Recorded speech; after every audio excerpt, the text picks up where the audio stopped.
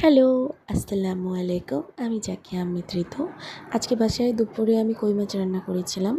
নানা বাড়ি থেকে নানা নিয়ে এসেছিল কই মাছগুলো। একদম পিওর দেশি কই মাছ, একদম ক্ষেতের পাশ থেকে ধরা কই মাছ। তো প্রথমে আমি প্যানে সামান্য তেল দিয়ে কই মাছগুলোতে নুন হলুদ মাখিয়ে হালকা ভেজে নিয়েছিলাম। মাছগুলো ওঠানোর পর সেই তেলেই পেঁয়াজ বাটা, রসুন বাটা আর জিরা বাটা 2 চামচ দিয়ে দিয়েছিলাম। তারপরে সামান্য একটু পানি দিয়ে মশলাগুলোকে হালকা ভেজে নিয়েছিলাম। ভাজা হয়ে গেলে তার ভিতরে 1/2 চা চামচ পরিমাণের দারচিনি আর এলাচের গুঁড়া দিয়ে দিয়েছি।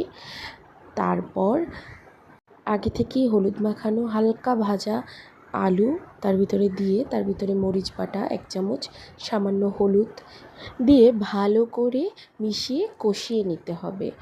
আর আমার মা সবসময়ই একটা কথা বলে যে যত বেশি তরকারি কষানো হবে তত নাকি তরকারি অনেক মজা হয়। যাক, তারপর সামান্য লবণ দিয়ে দিয়েছি পরিমাণ মতো।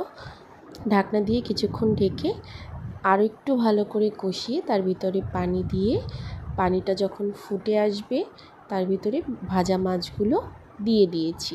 তারপরে ঢেকে দিয়েছি। ব্যাস, হয়ে গেল কই মাছ ভাজা রান্না।